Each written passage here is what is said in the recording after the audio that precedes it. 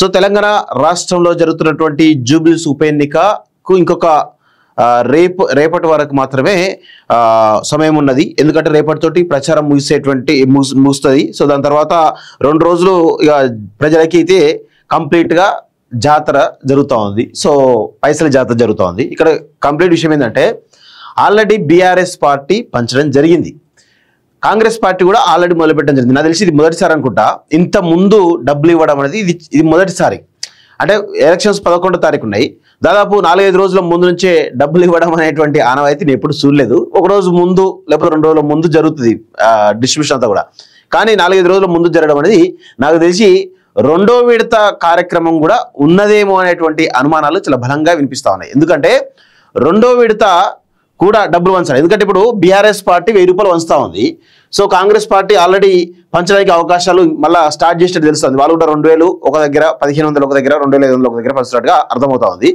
అయితే BRS party మళ్ళొకసారి పైసలు పంచడం రెడీగా ఉన్నది. సో వాళ్ళు మళ్ళీ పంచితే వీళ్ళు కూడా మళ్ళీ పంచడానికి రెడీ అయిపోయారని చెప్పి చాలా స్పష్టంగా తెలుస్తూ ఉంది. సో మొత్తానికైతే ఓటు ధర ఇక్కడ కొంచెం బలంగానే వినిపిస్తున్నట్టుగా కనబడతా ఉంది. కానీ ఇక్కడ అసలైనటువంటి సమస్య ఏంటంటే దాదాపు 4 లక్షల ఓటర్లు ఈరోజు జూబ్లీస్ కాన్స్టిట్యూన్సీలో ఉన్నారు. దీనిలో మా అంటే 2 లక్షల ఓట్లు, అంటే దాదాపు 50% పైగా, 2 లక్షల నుంచి 2,20,000 అంతే. అంతకు మించి ఎక్కువ పోలే అవకాశం అయితే లేదు. దాదాపు 50% కంటే మించకపోవచ్చు, 50% అలా రావచ్చు అనేది మనకున్నటువంటి అంచనా. గతంలో కూడా చూసినాం. సో ఎవరికైతే ఈ 2 లక్షల ఓట్లలో 80,000కు పైగా ఎవరికి వస్తాయో వాళ్ళు గెలిచినట్టుగానే కనబడతా ఉంది. సో దానిలో నవీన్ యాదవ్ గెలుస్తాడా, లేకపోతే బాగాటి సునీత గెలుస్తుందా, లేకపోతే లంకల్ దీపక్ రెడ్డి గెలుస్తాడా అనేది ఇక్కడ 14వ తారీఖు నాడు ఫలితం డిసైడ్ అయ్యే అవకాశాలు అయితే కనబడతాను కౌంటింగ్ రోజు. సో ఇక్కడ ప్రధానంగా గతంలో మనం చూసినట్లయితే ఒకసారి మీకు గత ఎన్నికలకు సంబంధించినటువంటి ఏవైతే జూబ్లీకి సంబంధించినటువంటి పోలింగ్ సార్లు ఏ విధంగా ఎన్ని ఓట్లు జరిగినాయి ఏంటి అనేది ఒకసారి మీకు చూపించేటువంటి ప్రయత్నం అయితే చేస్తా మిత్రులారా. 2023లో ఒకసారి మీరు చూసినట్లయితే దాదాపు ఎన్ని ఓట్లు పోలైనాయి? 1,83,337, అది కూడా 47%, అంటే 47.5%. ఇది ఎప్పుడు జనరల్ ఎలక్షన్స్లోనే ఇంత పోలింగ్ అయిందంటే బై ఎలక్షన్స్లో ఇంకా తగ్గేటువంటి అవకాశం ఉంటుంది. సో మరి ఇప్పుడు మానిటరింగ్ ఎక్కువ చేస్తే పెరగడం కూడా అవకాశం ఉంటుంది. 2 ఉన్నాయి, తగ్గొచ్చు పెరగచ్చు. సో ఇప్పుడు 4 లక్షల ఓట్లు ఉన్నాయి, గతంలో 3,80,000 ఉన్నాయి, ఇప్పుడు 4 లక్షల ఓట్లు ఉన్నాయి. సో ఇప్పుడు 1,83,000 ఉన్నప్పుడు ఖచ్చితంగా ఇంకొక 20,000 పెరగడానికి అవకాశం అయితే ఉంది. సో ఇక్కడ చూసినట్లయితే మాగంటి గోపినాథ్కు ఎన్నట్లు వచ్చినాయి? 80,549, 43% వచ్చినాయి. అజారుద్దీన్కు 64,000 వచ్చినాయి. అంటే దాదాపు 16,000 ఓట్ల మెజారిటీ తోటి మాగంటి గోపినాథ్ గెలవడం జరిగింది. సో దీపక్ రెడ్డికి 25,000 వచ్చినాయి, 14% వచ్చింది. సో ఈ విధంగా మొత్తానికి అయితే పోలింగ్ సార్లు అయితే ఈ విధంగా కనబడతా ఉంది. సో దీనిలో చాలా క్లియర్గా మీరు చూడాల్సిన విషయం ఏంటంటే పోలింగ్ అంటే పర్సంటేజ్ ఆఫ్ పోలింగ్ ఏదైతే ఉందో అది 40-50% కంటే బిలోగానే ఉండే అవకాశం అయితే కనబడుతుంది. ఎందుకంటే జనరల్ ఎలక్షన్ ఎంత ఉంది అంటే బై ఎలక్షన్ ఇంకా తగ్గడానికి అవకాశం అయితే కనబడతా ఉంది. ఇక్కడ 2018 ఒకసారి తీసుకున్నట్లయితే ఇక్కడ 1,54,148 ఓట్లు పోలైనాయి. మాగంటి గోపినాథ్కి ఎన్ని వచ్చినాయి? 68,000 వచ్చినాయి. సో విశ్వవర్ధన్ రెడ్డికి ఎన్ని వచ్చినాయి? 52,000 వచ్చినాయి. నవీన్ యాదవ్కి ఎంత వచ్చింది? 18,000 వచ్చింది. సో 44%, అంటే ఎవరికైతే 44-45% దాకా వస్తుందో వాళ్ళు గెలుపొందడానికి అవకాశం అయితే ఉంది. సో ఆ విధంగా తీసుకుంటే దాదాపు 80,000 ఓట్లకు పైగా ఎవరికైతే వస్తాయో వాళ్ళే గెలుపొందినట్టుగా, వాళ్ళకి గెలిచేటువంటి అవకాశం ఉన్నట్టుగా చాలా స్పష్టంగా అర్థమవుతుంది. సో ఇక్కడ 2014 చూసినట్లయితే 1,65,000 చూడండి, 1,65,000 ఇప్పుడు 2014లో 1,54,000, అంటే ఇక్కడ ఇంత 56% పోలింగ్ అయింది. 56% 2014 సంబంధించినటువంటి తెలంగాణ అసెంబ్లీ ఎన్నికల్లో ఫస్ట్ టైం జరిగినప్పుడు ఎన్నికల్లో 56% అయింది. అదే హైయెస్ట్ అనుకుంటా. సో అక్కడ చాలా టఫ్ కాంపిటీషన్ జరిగింది. సో మాగంటి గోపినాథ్ 50,000, నవీన్ యాదవ్ 41,000, విష్ణువర్ధన్ రెడ్డి 33,000, రాములు ముదిరాజు టీఆర్ఎస్ సంబంధించిన 18,000. సో ఈ విధంగా మొత్తానికి అయితే ఇక్కడేమో 56%, ఇక్కడేమో 47%, ఇక్కడేమో 47%. సో 47-50% మధ్యలోనే ఓట్లు పోలేటువంటి అవకాశాలు అయితే చాలా స్పష్టంగా కనబడతా ఉన్నాయి. సో ఇది ఎప్పటిది? 2009లో నాకు తెలిసి బై ఎలక్షన్ అనుకో, బై ఎలక్షన్ కూడా నార్మల్ ఎలక్షన్సే. విశ్వవర్ధన్ రెడ్డి 54,000 ఓట్లతో గెలిచిండు. సలీం 54,000 ఓట్లు వచ్చినాయి, 32,000 సలీంకి వచ్చినాయి.